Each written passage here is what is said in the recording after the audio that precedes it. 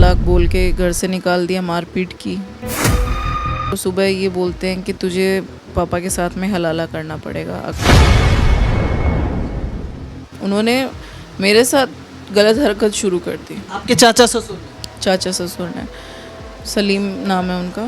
तो उन्होंने मेरे साथ गलत हरकत शुरू कर दी। मैं कमरे में काम कर रही तो आके मेरे साथ उन्होंने बदतमीज़ी शुरू कर दी। मतलब एक तरह से बोला जाए कि रेप करने की कोशिश की उन्होंने। मैंने मेरे हस्बैंड को बोला तो मेरे हस्बैंड बोलते कि मेरे चाचा के साथ कंफर्ट होने में तुम्हें क्या प्रॉब्लम है।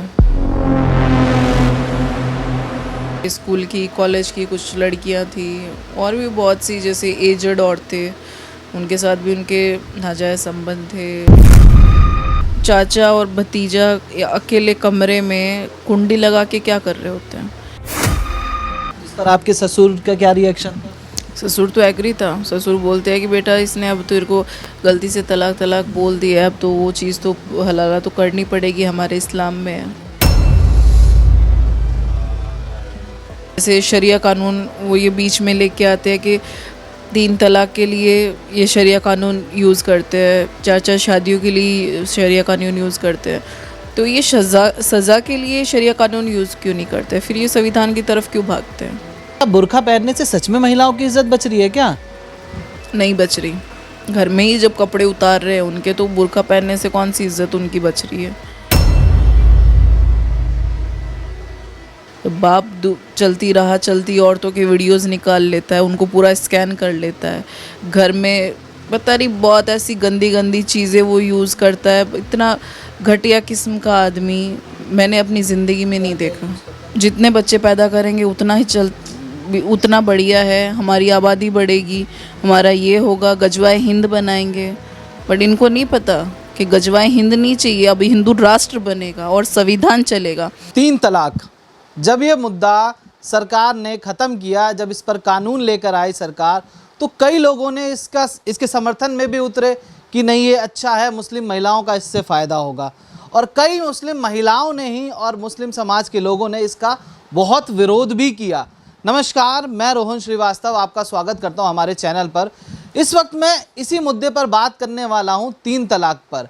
एक हमारे साथ हमारी मुस्लिम बहन है जिनके साथ 3 तलाक जिनको देकर उनको हलाला के लिए प्रेशर बनाया गया। इसी मुद्दे पर इनसे चर्चा करते हैं कि इनके साथ आखिर क्या हुआ और ये प्रेशर इनके पति द्वारा ही बनाया गया और कहा गया कि अपने ससुर के साथ इनको हलाला करना पड़ेगा। बात करते हैं, सब चीज़ों के बारे में जानेंगे इनसे कि क्या हुआ इनके साथ, कैसे हुआ, शादी कब हुई, कैसे हुई, सब चीज़ों के बारे में जानकारी लेते हैं और आपको भी बताते हैं। और ज़रूर सुनिएगा और कोशिश करिएगा कि ये आवाज़ ज़्यादा से ज़्यादा ये आवाज़ उठे और इस पर कहीं ना कहीं कोई कार्रवाई हो और उस व्यक्ति को इसकी सज़ा मिले। तो कैसी है मैडम आप? मैं ठीक हूँ। अभी ठीक है आप? क्या हुआ था? मैं सबसे पहले आपसे सवाल ये पूछना चाहूँगा कि जब आपकी शादी की बात हुई कि उस व्यक्ति से आपकी शादी होने वाली है, तो पहले तो ये बताइए कि कैसे वो व्यक्ति आपको मिले कि हाँ इनसे शादी होनी है, और जब बात चली कि हाँ इनसे शादी होनी थी तो आपके मन में क्या विचार आया? मेरी शादी मेरी मौसी के कोई रिलेटिव्स थे, तो उनमें ही मेरी शादी की गई थी। और जब मेरी शादी होने की उनसे बात हुई तो वैसे ही नॉर्मल हर लड़की का वो होता है, सपना होता है कि हस्बैंड अच्छा होगा, भाई परिवार अच्छा है, एजुकेटेड है। मुझे भी यही लगा। और प्लस ये चीज़ थी कि मेरा हस्बैंड डॉक्टर बनने वाला था, BDS की तैयारी कर रहे थे। वो 2012 में मेरी शादी हुई थी, लेकिन उन्होंने बाद में BDS छोड़ दी थी, पढ़ाई वढ़ाई नहीं कर रहे थे वो। 2012 में 19 मई को मेरी शादी हुई। फिर 1 साल बाद मेरी बेटी हो गई थी। फिर 2-3 साल सब बढ़िया चल रहा था, लेकिन मेरे हस्बैंड का बिहेवियर दिन पर दिन चेंज हो रहा था। वही उनके जैसे नॉर्मल सबके पता चलते अफेयर वगैरह, मेरे को भी पता चले उनके। कुछ लेटर्स थे अलमारी से, वो भी मेरे को मिले थे उनके स्कूल की, कॉलेज की कुछ लड़कियां थी और भी बहुत सी, जैसे एजड औरतें, उनके साथ भी उनके नाजायज़ संबंध थे, न्यूड पिक्चर्स वगैरह बहुत सी चीज़ें तो थी। ये सब चीज़ें आपने कैसे पता किया, मतलब कैसे दिखा आपको कि उनकी न्यूड पिक्चर्स भी हैं, या महिलाओं के साथ वो अपनी बड़ी उम्र की महिलाओं के साथ भी फिज़िकली एक्टिव हैं, ये सब कैसे पता चला? मैं जब शादी करके उस घर में गई थी, मेरी बेटी भी हो गई थी, उसके बाद मेरे हस्बैंड ने एक मेरे को फ़ोन दिया था जो मेरे हस्बैंड ही यूज़ करते थे। तो वो मेरे को ये बोलते हैं कि एक लड़की है, उसका नाम मैं नहीं ले सकती क्योंकि थोड़ा इशू हो जाएगा, तो कि वो मेरी बहन है, तो मैं उससे बात कर सकती हूँ क्या? तो मैं फ्रैंक थी, मैंने कहा ठीक है, कोई दिक्कत नहीं है, बात कर सकते हो। भई अगला सामने वाला बहन बता रहा तो मुझे उसमें क्या प्रॉब्लम होगी? मैंने कहा ठीक है, बात कर लो। लेकिन वो बात कैसी करते थे जैसे हस्बैंड वाइफ बात करते हैं। सेक्स की बातें, फिज़िकल होने की बातें, उसको पूछते हैं तुम्हें, मतलब ऐसी गंदी-गंदी बातें वो एक दूसरे से करते थे। फिर मेरे हस्बैंड के फ़ोन में भी मैंने न्यूड पिक्चर्स वगैरह देखी, तो मेरा बहुत झगड़ा हुआ था उनसे, तो रोने लग गए मेरे को कि मेरे को माफ़ कर दे, आज के बाद मैं कभी ऐसा नहीं करूँगा। मैंने एक मौका उसको दिया। फिर भी मैं अपने बच्चों में लगी रहती थी, घर के कामों में लगी रहती थी, क्योंकि उनकी फैमिली बहुत बड़ी है, तो घर पे आना जाना सबका लगा रहता था। मेरे ससुर 12 बहन भाई है, तो जो मेरे ससुर के जो भाई वगैरह अहमदाबाद रहते हैं, तो उनका भी आना जाना फैमिलीज़ में लगा रहता था, तो इतना मैं वो गौर नहीं करती थी किसी चीज़ पे। एक बार मेरे हस्बैंड का वीडियो देखा था मैंने, मेरी ही पड़ोसन जो थी उनके साथ में, और वो इतनी एजड थी, मेरी सास की एज की थी। उसके साथ में वो भी कार के अंदर, वो रेलवे स्टेशन के पास में। तो वो वीडियो मैंने अपने ससुर को भी भेजा, मैंने अपने पेरेंट्स को भी भेजा था। तो मेरे ससुर ये बोलते हैं कि इसको एक मौका दे, ये कभी दोबारा ऐसी हरकत नहीं करेगा। उस लेडी का हमारे घर में भी आना बंद कर दिया मेरे ससुर ने, और उसको 20 लाख रुपए दे के जोधपुर शिफ्ट करवा दी। उसको डेगाना से उसके बच्चों को, उनको सबको भेज दिया गया, वहीं पे जोधपुर शिफ्ट करवा दिया उनको। अब धीरे धीरे चलो, फिर भी वो चीज़ें मैं भूलती जा रही थी, फिर भी मैंने मौका दिया अपने बच्चों के लिए कि इनकी ज़िंदगी ख़राब ना हो। लेकिन वो आदमी अपनी हरकतों से कभी बाज ही नहीं आया, दिन भर झगड़े होते रहते थे। इस बीच मेरे चाचा ससुर आए अहमदाबाद से, सबसे छोटे वाले, कि तुम्हारा रोज़ रोज़ का क्या है, क्या प्रॉब्लम है तुम दोनों के। वो डेगाना आए, लेकिन उन्होंने है ना, हम उसको समझाने की बजाय उन्होंने मेरे साथ गलत हरकत शुरू कर दी। आपके चाचा ससुर ने? चाचा ससुर ने, सलीम नाम है उनका। तो उन्होंने मेरे साथ गलत हरकत शुरू कर दी। मैं कमरे में काम कर रही, तो आके मेरे साथ उन्होंने बदतमीज़ी शुरू कर दी। मतलब एक तरह से बोला जाए कि रेप करने की कोशिश की उन्होंने। मैंने मेरे हस्बैंड को बोला, तो मेरे हस्बैंड बोलते कि मेरे चाचा के साथ कंफर्ट होने में तुम्हें क्या प्रॉब्लम है, क्योंकि मैं भी तो अपनी चाची के साथ में होता हूँ, हमारे घर में तो ये सब चीज़ें चलती रहे, नॉर्मल है। वो अपनी चाची के साथ भी फिजिकल होते थे? बिल्कुल, वरना एक चाचा और भतीजा अकेले कमरे में कुंडी लगा के क्या कर रहे होते हैं, बहुत बार देखा है मैंने उनको। अच्छा। और बातें भी वो ऐसी करते हैं जैसे हस्बैंड वाइफ बात करते हैं। तो अगर ये चीज़ क्या उनके चाचा को पता थी कि ये मतलब उनकी वाइफ और उनके भतीजे का ऐसा अफेयर चल रहा है? उस घर में सब कुछ होता है, उस घर में इतनी गंदगी भरी पड़ी है जिसकी कोई हद नहीं है। यहाँ तक कि मेरे हस्बैंड की जो बहन है खुर्शीदा, उसकी जो लड़की है वो उसके हस्बैंड की नहीं है, उसके नंदोई की है। अच्छा। लेकिन सबको ये लगता है कि ये उनकी है, उनके हस्बैंड की है, क्योंकि उनके नंदोई के साथ में नाजायज़ संबंध थे। तो उस घर में ये सब चीज़ें चलती आ रही थी, चाची के साथ आपके हस्बैंड के अफेयर चल रहे थे, और चाचा आप पर प्रेशर बना रहे थे फिजिकली करने के लिए। जी, तो मैंने इस चीज़ का विरोध किया। मैंने अपने ससुर को बोला कि मैं जाके पुलिस कंप्लेंट करूँगी, तो मेरे को रोकते हैं कि नहीं करनी, आज के बाद ये कभी घर पे नहीं आएगा। उनको जैसे तैसे करके भेज दिया अहमदाबाद। वापस दिसंबर में उनके आने की बात थी, मेरे चाचा ससुर की मेरे हस्बैंड के पास फ़ोन आया कि मैं डेगाना आ रहा हूँ। बस इस चीज़ को लेके मेरे हस्बैंड का झगड़ा हुआ था। उसने मेरे को तलाक बोल के घर से निकाल दिया, मारपीट की। फिर मेरे ससुर को लगा कि घर के अंदर लेना चाहिए, क्योंकि माहौल मतलब सब देख रहे थे पड़ोस में, तो घर में लिया। लेकिन मेरे को सुबह ये बोलते हैं कि तुझे पापा के साथ में हलाला करना पड़ेगा अगर तुझे मेरे साथ रहना है तो। ये आपके हस्बैंड ने बोला जी अपने ही पिता के साथ हलाला करने के लिए? जी। इस पर आपके ससुर का क्या रिएक्शन था? ससुर तो एग्री था। ससुर बोलते हैं कि बेटा इसने अब तेरे को गलती से तलाक तलाक बोल दिया है, अब तो वो चीज़ तो हलाला तो करनी पड़ेगी, हमारे इस्लाम में है। तो जब आप ऐसी चीज़ें सुनती हैं कि ये इस्लाम में है, क्या आपको हलाला का पहले मैं ये जानना चाहूँगा कि आपको हलाला का मतलब पहले से पता था? नहीं मालूम था। तो जब आपको पता चला कि हलाला क्या होता है तो आपके मन में क्या आया, क्या चीज़ सोची आपने? गुस्सा बहुत आया था। पुलिस कंप्लेंट भी करने गई थी लेकिन वहाँ पे मेरी कंप्लेंट भी दर्ज नहीं करने दी। और फिर उन्होंने मेरे को मेरे पेरेंट्स के साथ में घर पे भेज दिया। मेरे को बच्चे भी नहीं लाने दिए और ना मेरे को कोई कपड़े लेने दिए। एक जोड़ी कपड़े जो मैंने पहन रखे थे उसी में उसने मेरे को घर से निकाल दिया। आपकी सास हैं अभी? हाँ। उनको पता चला जबकि उनके ही हस्बैंड आपके साथ हलाला करना चाह रहे हैं, तो उनका क्या रिएक्शन था? उसको किसी चीज़ से कोई मतलब नहीं है। वो इतनी अड़िया मतलब वो कहते हैं ना बददिमाग औरत, वो है। जब उसमें ही अक्ल नहीं है, 4-4 5-5 बच्चे उसने पैदा कर लिए लेकिन उनमें समझ उसने किसी चीज़ की नहीं भरी है। उसको किसी चीज़ से कोई मतलब नहीं है कि उसका हस्बैंड कहाँ मुंह मार रहा है। जिस औरत का मेरे हस्बैंड का मैंने बताया आपको अभी अफेयर था, जो मेरे पड़ोस में रहती थी, उसी के साथ मेरे ससुर के भी नाजायज़ संबंध थे। तो वो घर में बैठा के रखती थी उसको क्या था, उसको सिर्फ मेरी सास को सिर्फ पैसों से मतलब है, बाकी उसको किसी चीज़ से कोई मतलब नहीं है कि उसके बच्चे क्या कर रहे हैं। जब मैं बताती थी तो उसका कहना ये था कि जाता तेरे को किसी चीज़ की कमी तो नहीं रख रहा, आएगा तो तेरे पास ही वो। तो ऐसी औरत का क्या फ़ायदा।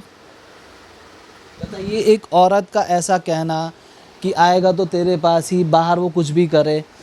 तो जब आप ये सब सुनती हैं, उनके मुंह से सुना आपने, तो आपको क्या लगा, क्या होना चाहिए? जैसे मैंने अभी सवाल एक पूछने भी वाला था मैं आपसे कि जब आपने सुना कि हलाला करना पड़ेगा, इस्लाम में हलाला है या इस्लाम में हमारे ये है, तो आपको क्या लगा इस्लाम को लेकर, इन सब चीज़ों को लेकर, अपनी सास के ऊपर क्या उस टाइम आपकी प्रक्रिया थी? मेरे को बहुत गुस्सा आया था कि ये चीज़ें भी अगर इस्लाम में हो रही है तो ये चीज़ें बहुत गलत है। इन चीज़ों को ठीक करना बहुत ज़रूरी है। और जैसे शरिया कानून वो ये बीच में लेके आते हैं कि 3 तलाक के लिए ये शरिया कानून यूज़ करते हैं, 4-4 शादियों के लिए शरिया कानून यूज़ करते हैं। तो ये सज़ा के लिए शरिया कानून यूज़ क्यों नहीं करते? फिर ये संविधान की तरफ क्यों भागते हैं? डर तो रहेगा क्योंकि शरिया के हिसाब से तो चोरी करने वालों के हाथ, रेप करने वालों को जान से मार दिया जाता है। जैसे हमने देखा था कि जब सरकार 3 तलाक पर कानून लेकर आई थी, तो कई मुस्लिम महिलाएं भी थी जो खुलकर इसका विरोध कर रही थी, कह रही थी कि हमारे धर्म का है ये, हमारे धर्म में टांग मत अड़ाओ, हमारे धर्म को, हमें शरिया के हिसाब से चलना, हमें उस हिसाब से चलने दो। तो उन सब महिलाओं को क्या बोलेंगे? अब आपके साथ ऐसी घटना हो गई और उस टाइम पे जब ये कानून आया तब आपके क्या मन में था कि आप सपोर्ट करते थे, इसके अगेंस्ट में थे, क्या चलता था? जिन्होंने विरोध किया था ना इस कानून का, वही आज संविधान की तरफ ही भाग रही है। जैसे हिबा राणा, उनको भी अभी तलाक मिला है ना, तो वो तो शरिया के हिसाब से तो अब न्याय नहीं मिलने का, फिर गई है ना संविधान की तरफ। तो यही बेहतर है कि संविधान ही है जो औरतों को न्याय दिलवा सकता है, बाकी शरिया कानून से न्याय नहीं मिलेगा। ये इन्होंने ही सिर्फ शरिया अय्याशियों के अड्डे बना रखे हैं, बाकी कुछ नहीं है इसमें। शरिया को अय्याशी का अड्डा बना रखा है? बिल्कुल बना रखा है। कैसे? नॉर्मल है, 3-3 शादियाँ, 4-4 शादियाँ, मुंह उठाया तलाक तलाक बोल दिया, मन चाहा 17 साल की लड़की के साथ, छोटी छोटी बच्चियों के साथ में निकाह कर लेते हैं। तो अय्याशियों के अड्डे ही है ना, फिर क्या है। जैसे हमने देखा कि लोग कहते हैं कि बुर्का पहनने से, आपने भी पहना हुआ है एक तरीके से, जो महिलाएं बुर्का पहनती हैं उन पर गंदी नज़र कोई नहीं डालता, ये सब चीज़ें चलती थी। लोग कहते थे बुर्का का, जब भी बात होती तो लोगों ने इसका ये कहकर विरोध भी किया है कि हमारे धर्म में है, बुर्का हम पहनेंगे, महिलाएं भी आई हैं। तो क्या बुर्का पहनने से सच में महिलाओं की इज्जत बच रही है क्या? नहीं बच रही। घर में ही जब कपड़े उतार रहे हैं उनके, तो बुर्का पहनने से कौन सी इज्जत उनकी बच रही है? सिर्फ बुर्का पहनने से इज्जत होती है क्या? शर्म होती है सिर्फ 2 आँखों की, जो उनमें है ही नहीं। तो उनकी बहनों का क्या रिएक्शन था? आपने उनकी बहनों को बताया कि ये ऐसा कर रहे हैं, आपके पिता ऐसा कर रहे हैं, आपके भाई ऐसा कर रहे हैं, तो उनकी बहनों का क्या रिएक्शन था? बहनों का ये रिएक्शन था कि तहसीलदार का बेटा है, अगर ये नहीं करेगा तो कौन करेगा। अच्छा, जी, तो मतलब इस चीज़ को बढ़ावा दिया जा रहा था सबके द्वारा। एक लौता भाई था ना, इसलिए बढ़ावा दिया जा रहा था। बिगड़े हुए बाप की बिगड़ी हुई औलाद है वो। जब जड़ ही खराब है तो फल तो खराब होंगे ही ना। जब उसका बाप ही सही नहीं है तो बेटा कहाँ से सही होगा। तो बाप चलती राह चलती औरतों के वीडियोस निकाल लेता है, उनको पूरा स्कैन कर लेता है। घर में पता नहीं बहुत ऐसी गंदी गंदी चीज़ें वो यूज़ करता है। इतना घटिया किस्म का आदमी मैंने अपनी ज़िंदगी में नहीं देखा। वो अगर कोई पर्सनली चीज़ अगर कोई इंसान के पास रखता है तो उसको खुले में रखने की क्या ज़रूरत होती है। छुपा के भी रख सकते हो। अगर तुम सेक्स टॉयज यूज़ करते हैं मेरे ससुर। अच्छा, जी, इस्लाम में क्या इन सब चीज़ों पर सज़ा नहीं है कि अगर कोई अपनी एक बीवी के रहते हुए किसी और गैर के साथ ऐसे संबंध बनाता है, तो उस पर कुछ है नहीं क्या? कहाँ पे है? कुछ भी तो नहीं है।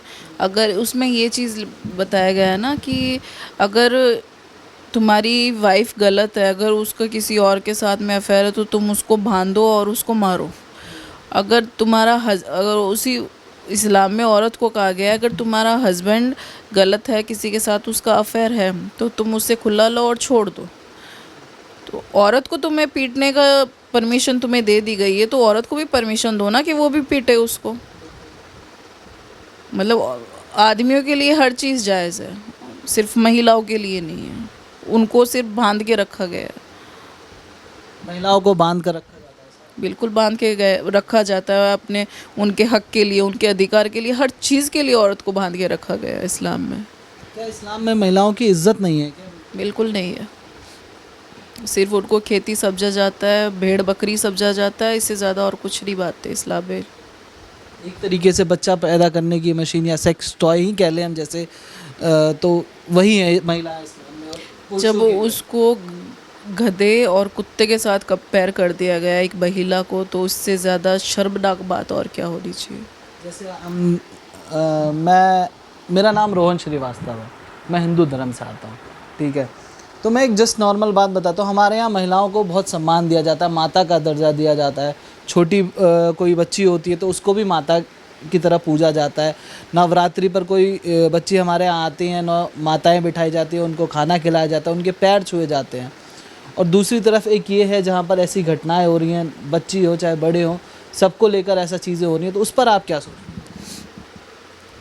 जहाँ तक मैंने सनातन फैमिली में हिंदुओं में देखा है, मेरे भी बहुत सी फ्रेंड्स वगैरह है, बहुत मतलब जेन्युइन लगता है। उनके मैं फैमिली में भी जाती हूँ, उनके बीच पे बहुत अच्छा लगता है।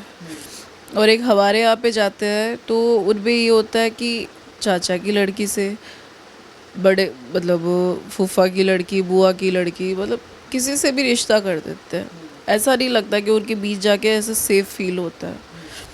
नहीं है। आपकी बेटी है, जी, तो आपने कभी मतलब अपनी बेटी के लिए ऐसा किसी को लेकर डर लगा हो अपने घर परिवार में ही, जैसे अपने ससुराल में ही बात कर रहा हूँ मैं आपके, तो ससुराल में अपनी बेटी को लेकर ऐसा किसी को लेकर डर लगा हो, या किसी ने ऐसी कुछ घटना करने की कोशिश करी है क्या कभी? देखो मेरी अभी तक तो देखो मेरी बेटी का मेरे को इतनी खबर भी नहीं है उसकी, लेकिन मुझे थोड़ा बहुत पता चलता रहता है उसका। लेकिन मेरी जो ननद है बड़ी वाली, वो हमेशा ये बोलती थी कि बिट्टू को मैं अपने छोटे वाले लड़के के लिए लूँगी। वो चीज़ हम हंस के टाल देते थे, लेकिन फ्यूचर में अगर ऐसा कुछ किया उन्होंने मेरी बेटी के साथ में, तो ऐसा है मैं कानून नहीं देखूँगी। वो फैसले फिर मैं खुद करूँगी। फिर चाहे शरिया कानून आए, चाहे संविधान कानून आए, फिर एक माँ का कानून चलेगा। एक माँ का कानून। बिल्कुल।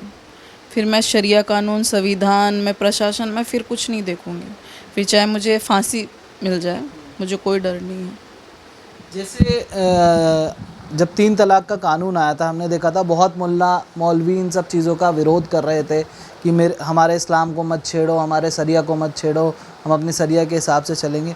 तो जब आपके साथ या कई ऐसी मुस्लिम महिलाएं हैं जिनके साथ अभी भी ये घटनाएं हो रही हैं, जिनको 3 तलाक देकर छोड़ दिया जा रहा है, ठीक है, या पहले भी ऐसी घटनाएं हुई, तो क्या वो मोहल्ला मौलवी, क्या आपने कभी किसी से मदद मांगी और क्या उन्होंने आपकी हेल्प करी? अभी तक तो कोई उठ के आया नहीं है जो इस्लाम के ठेकेदार बनते रहते हैं, बस उनको फतवे जारी करना आता है। अगर किसी ने इस्लाम के खिलाफ बोल दिया तो तुम मुसलमान नहीं हो, तुमने ये कर दिया तो तुम काफिर हो गई हो, तुम ये हो गई हो, तो उनको ये सोचने के थे कि इस्लाम क्या तुम्हारे बाप की जागीर है क्या? जब तुम इस्लाम को सही तरह से तुम इंसानियत रख ही नहीं सकते तो तुम्हें इनके ठेका लेने की भी ज़रूरत नहीं है। जब तुम इसको ढंग से इंसानियत के तौर पे नहीं चला सकते। हर महिला आज दर दर की ठोकरें खा रही है, सिर्फ मैं ही नहीं हूँ एक विक्टिम, मेरी जैसी पता नहीं कितनी औरतें भी होंगी। कौन सा आया, कौन सा मौलाना या मुफ्ती कौन आया न्याय दिलवाने के लिए? कोई भी उठता नहीं है। बस मोहम्मद के नाम पे हम गले रहेंगे। इनको सिर्फ यही करना आता है, इससे ज़्यादा और ये कुछ नहीं कर सकते। जैसे अभी भी कुछ महिलाएं ऐसी हैं जिनको इतनी घटनाएं देखने के बाद भी ये चीज़ें समझ नहीं आती हैं, तो उनके लिए आप क्या कहना चाहेंगे? आज आपकी है, कल उनकी बारी आएगी। बिल्कुल आएगी, क्योंकि उनका बचपन से माइंड वॉश कर दिया जाता है ना, क्योंकि इस्लाम में ये चीज़ें बोल दी जाती है कि सबसे ज़्यादा जहन्नम में औरतें जाएंगी। पर इनको कितना भी समझा दो, भले ही इन महिलाओं को भी नहीं समझ में आएगा कि उनके साथ हो क्या रहा है। बस हमारा इस्लाम है, बच्चे पैदा इनको रोकने के लिए कहेंगे तो बस अल्लाह की देन है, जितने बच्चे पैदा करेंगे उतना बढ़िया है, हमारी आबादी बढ़ेगी, हमारा ये होगा, गजवाए हिंद बनाएंगे। बट इनको नहीं पता कि गजवाए हिंद नहीं चाहिए, अब हिंदू राष्ट्र बनेगा और संविधान चलेगा, शरिया भी अब इंडिया से उखाड़ के फेंका जाएगा। जब आपके साथ ऐसी घटना हुई, या पहले और अब में आपके कुछ आपके दिमाग में भी अंतर आया है? पहले कुछ और था, अब कुछ और है, या आपकी सोच पहले से ही ऐसी? मेरी सोच हमेशा से ऐसी थी। मुझे हिंदू मुस्लिम किसी से कोई वो नहीं था कि ये हिंदू है तो इसके साथ ऐसे भी है। मेरी भी बहुत सी फ्रेंड है, किचन में खड़े होकर हम खाना भी बनाते हैं, साथ में खाते भी है, सोते भी है, हम वो चीज़ें प्रॉब्लम ही नहीं है, हमारे बीच में वो चीज़ें कभी हुई नहीं है। मेरे फैमिली में मेरे पेरेंट्स वगैरह भी है, मेरे पापा के भी बहुत जो दोस्त वगैरह वो ज़्यादातर हिंदुओं में है, तो हमारे यहाँ तो कभी ऐसी सोच थी नहीं कभी किसी की। तो आपके फैमिली का क्या रिएक्शन था जब आपकी फैमिली में आपके भाई हैं, बहनें हैं, तो आपकी फैमिली का क्या रिएक्शन था? क्या जब आपने उन्हें बताया तो उन्होंने क्या बोला? या जब आपको लेकर आया आपके पिता वहाँ से तो उन्होंने क्या बोला? मेरे पेरेंट्स को पता ही नहीं था कि हलाला क्या होता है। जब मैंने उनको बताया सब कुछ तो उन्होंने भी कंप्लेंट करने की कोशिश की और उनको समझाया भी बहुत था, लेकिन वो समझ में नहीं आया। फिर कंप्लेंट भी करी, लेकिन वहाँ से पुलिस ने कोई एक्शन लिया नहीं, ना कंप्लेंट दर्ज करी। फिर उसके बाद मैं यहाँ पे दिल्ली आई। अब दिल्ली से देखो नाज़िया मैम जो प्रोसेस कर रही है वो करेगी, लेकिन जब मजबूरी होती है ना तो रिश्तेदार भी साथ छोड़ के भाग जाते हैं, रिश्तेदार भी साथ नहीं देते। क्या लगता है, अगर जैसे ये आपके साथ राजस्थान की घटना है ना, नागौर राजस्थान, तो ये घटना अगर यूपी में होती तो क्या इस पर कार्रवाई की उम्मीद थी आपको? बिल्कुल, अब तक तो बहुत कुछ हो गया होता, क्योंकि योगी जी है वहाँ के, तो अब तक तो बहुत कुछ हो गया होता और इंसाफ भी मिल गया होता मुझे अब तक। योगी से उम्मीद है आपको, मतलब कि योगी राज में सबको इंसाफ करे? हाँ बिल्कुल। बिना धर्म देखे, बिना जात देखे? हाँ बिल्कुल हो सकता है। चलिए, बहुत बहुत शुक्रिया, बहुत बहुत धन्यवाद आपका।